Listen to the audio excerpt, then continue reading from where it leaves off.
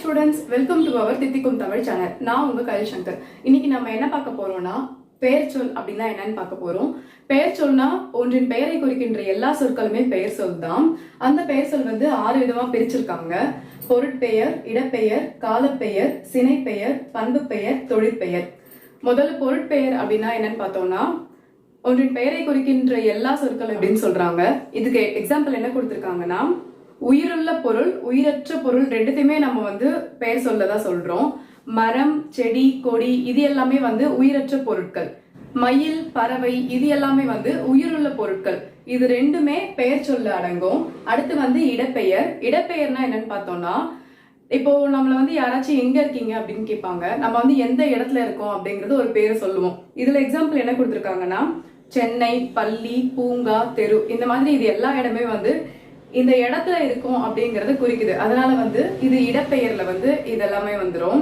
அடுத்து என்ன பார்க்க போறோம்னா காலப்பெயர். காலப்பெயர்னா என்னன்னா நேரத்தை குறிக்கின்ற எல்லாமே காலப்பெயர், ஒன்றின் காலத்தை குறிக்கிறது. இதுக்கு எக்ஸாம்பிள் என்ன கொடுத்திருக்காங்கன்னா நிமிடம், நாள், சித்திரை, ஆண்டு இது எல்லாமே இதுக்கு எக்ஸாம்பிளா கொடுத்திருக்காங்க.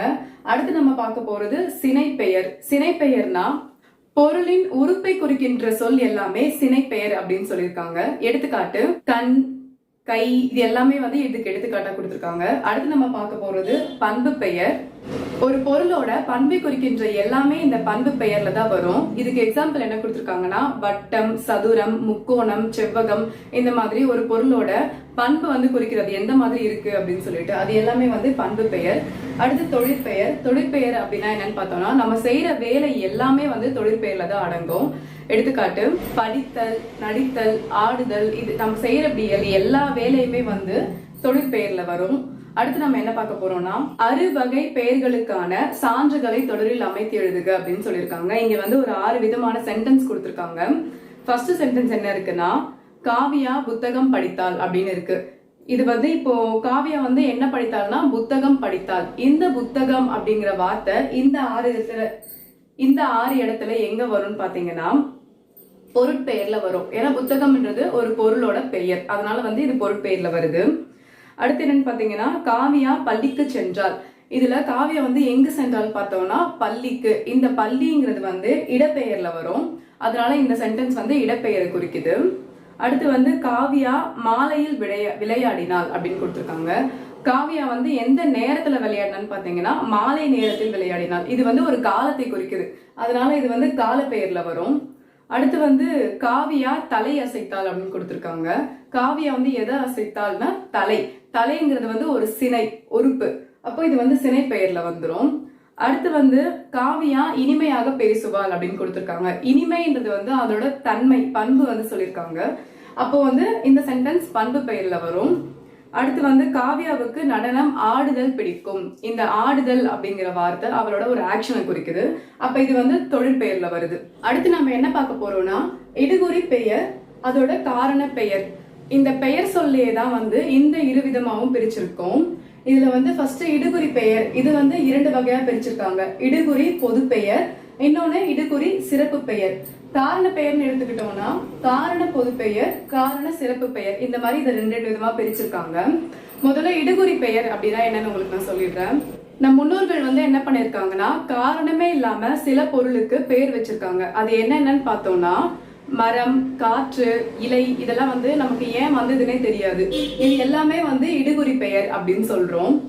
இடுகுறி பெயரோட பொது பெயர் என்னன்னு பார்த்தோம்னா ஒரு இடுகுறி பெயர் அது தொடர்புடைய எல்லாவற்றிற்கும் அதே பெயரை கொண்டு வரும். இதுக்கு எடுத்துக்காட்டு என்னன்னு பார்த்தோம்னா மரம், இலை. இது வந்து நம்ம எல்லா மரத்தையுமே வந்து மரம் தான் சொல்லுவோம், எல்லா இலைகளுமே வந்து நம்ம இலை அப்படின்னு தான் சொல்றோம். இப்போ இது வந்து இடுகுறி பொது பெயர் அப்படின்னு சொல்றோம். பொதுவா வந்து அந்த பொருள்களுக்கு எல்லாத்துக்குமே நம்ம ஒரே பெயரா சொல்லிடுறோம். அடுத்து வந்து இடுகுறி சிறப்பு பெயர். ஒரு இடுகுறி பெயர் வந்து ஒரு பொருளை மட்டும் குறிப்பா சொல்லும். எடுத்துக்காட்டு மாமரம்னு எடுத்துக்கிட்டோம் வச்சுக்கோங்க, அது வந்து நம்ம அந்த மாமரத்தை மட்டும்தான் மாமரம் சொல்லுவோம். கருவேல மரம் அப்படின்னு எடுத்துக்கிட்டோம்னா கருவேல மரத்தை மட்டும்தான் நம்ம சொல்லுவோம். இது வந்து இடுகுறி சிறப்பு பெயர் அப்படின்னு கூறப்படுகிறது. அடுத்து வந்து காரண பெயர். காரண பெயர்னா உனக்கு வந்து நம்ம காரணத்தோட பெயர் வச்சிருப்போம். இடுகுறி பெயர் வந்து காரணமே இல்லாம பெயர் வச்சிருக்காங்க. காரண பெயர் வந்து ஒரு காரணம் இருக்கும், அதோட வந்து அதுக்கு பெயர் வச்சிருப்பாங்க. எடுத்துக்காட்டு நாற்காலி, கரும்பலகை. ஏன் இதை நம்ம இப்படி சொல்றோம்னா, இப்ப நாற்காலின்னு எடுத்துக்கிட்டோம்னா அதுக்கு வந்து 4 கால் இருக்கு, அதனால வந்து நம்ம அது நாற்காலின்னு சொல்றோம். அதே மாதிரி கரும்பலகைன்னு எடுத்துக்கிட்டோம்னா இது வந்து ஒரு பலகை, இது வந்து கருப்பான நிறத்துல இருக்கு, அதனால வந்து நம்ம இத கரும்பலகை அப்படின்னு சொல்றோம். இப்படி அதனால அப்படின்னு நம்ம ஒரு ரீசன் வந்து முன்னாடி வைக்கிறோம். அப்படி ஒரு ரீசனோட நம்ம சொல்றதுனால இது வந்து காரண பெயர் அப்படின்னு சொல்றோம். இதுவே வந்து காரண பொது பெயர் அப்படின்னா என்னன்னு பார்த்தோம்னா, குறிப்பிட்ட காரணமுடைய எல்லா பொருள்களையும் அழைப்பது வந்து காரண பொது பெயர் அப்படின்னு சொல்றோம். எடுத்துக்காட்டு பறவை, அணி. அடுத்து நம்ம பார்க்க போறது காரண சிறப்பு பெயர். குறிப்பிட்ட காரணமுடைய எல்லா பொருள்களிலும் ஒண்ணு மட்டும் நம்ம சிறப்பா சொல்றோம். இதுக்கு எடுத்துக்காட்டு என்ன கொடுத்திருக்காங்கன்னா வளையல். இதோட வந்து இந்த போர்ஷன் முடியுது. அடுத்து புக் பேக் கொஸ்டின் ஆன்சர்ஸ் எல்லாமே பார்த்துடலாம். சரியான விடையை தேர்ந்தெடுத்து எழுதுகன்னு கொடுத்திருக்காங்க. ஃபர்ஸ்ட் கொஸ்டின் என்ன கொடுத்திருக்காங்கன்னா இடுகுறி பெயரை வட்டமிடுக அப்படின்னு கொடுத்திருக்காங்க. ஆப்ஷன்ஸ் வந்து பறவை, மண், முக்காலி, மரங்கொத்தி. நான் முன்னாடியே சொன்ன இடுகுறி பெயர்னா வந்து காரணமே இல்லாம ஒண்ணுக்கு பொதுவா பெயர் வச்சிருப்பாங்க. இதுல எதுன்னு பார்த்தோம்னா மண். மண்ணுக்கு வந்து ஏன் மண்ணுன்னு பேர் வந்துச்சுன்னு நமக்கு தெரியாது, அதனால வந்து மண். மீதி 3 வந்து ஏன் நம்ம இதை சொல்லலன்னு பாத்தீங்கன்னா, பறவை வந்து பறக்குது, அதனால நம்ம அதை பறவைன்னு சொல்றோம். முக்காலிக்கு வந்து 3 கால் இருக்கு, அதனால நம்ம அதை முக்காலின்னு சொல்றோம். மரங்கொத்தி வந்து மரத்தை கொத்துற பறவை, அதனால வந்து அதை மரங்கொத்தி அப்படின்னு சொல்றோம். காரணமே இல்லாம இடுகுறி பெயர்னு பார்த்தோம்னா மண். அடுத்து காரண பெயரை வட்டமிடுகன்னு கொடுத்திருக்காங்க. ஆப்ஷன் என்ன கொடுத்திருக்காங்கன்னா மரம், வளையல், சுவர், யானை 4 கொடுத்திருக்காங்க. இதுக்கு வந்து ஒரு காரணத்தோட பெயர் வந்திருக்கு. எதோட பெயர் வந்து காரணத்தோட வந்திருக்குன்னு பார்த்தோம்னா வளையல். ஏன்னா அது வந்து வளைஞ்சு இருக்கு, அதனால வந்து அது வளையல் அப்படின்னு நம்ம சொல்றோம். காரணத்தோட பெயர் வச்சிருக்காங்க. 3வது வந்து இடுகுறி சிறப்பு பெயரை வட்டமிடுகன்னு கொடுத்திருக்காங்க. இதுக்கு ஆன்சர் வந்து மீன் கொத்தி. ஏன்னா அது மீனை குத்துது, சிறப்பா நம்ம அதை மட்டுமே சொல்றோம், அதனால வந்து இது இடுகுறி சிறப்பு பெயர் அப்படின்னு சொல்றோம். அடுத்து என்ன கொடுத்திருக்காங்கன்னா குருவினா கொடுத்திருக்காங்க. ஃபர்ஸ்ட் கொஸ்டின் என்ன கொடுத்திருக்காங்கன்னா பெயர் சொல் எத்தனை வகைப்படும், அவை யாவை? பெயர் சொல் 6 வகைப்படும். அவை நம்ம ஃபர்ஸ்ட் பார்த்த மாதிரி பொருட்பெயர், இடப்பெயர், காலப்பெயர், சினைப்பெயர், பண்பு பெயர், தொழிற்பெயர். இந்த 6மே பெயர் சொல்ல குறிக்கின்றது. அடுத்த கொஸ்டின் என்ன இருக்குன்னா இடுகுறி பெயர் என்றால் என்ன? அதுவும் நான் உங்களுக்கு ஃபர்ஸ்டே சொன்னேன். நம் முன்னோர்கள் வந்து சில பொருளுக்கு காரணமே இல்லாம பெயர் வச்சிருக்காங்க. இது வந்து நம்ம இடுகுறி பெயர் அப்படின்னு சொல்றோம். எடுத்துக்காட்டு என்னன்னு பார்த்தோம்னா மண், மரம், இது எல்லாமே வந்து இடுகுறி பெயர் எனப்படுகிறது. அடுத்து வந்து காரண பெயர் என்றால் என்னன்னு கேட்டிருக்காங்க. இதுவும் அதேதான். நம் முன்னோர்கள் வந்து சில காரணத்தை பொதுவா ஒரு பெயர் வச்சிருக்காங்க. இது எல்லாமே வந்து காரண பெயர் என்று அழைக்கப்படுகிறது. எடுத்துக்காட்டு நாற்காலி, கரும்பலகை. அடுத்து வந்து சிறுவினா கொடுத்திருக்காங்க.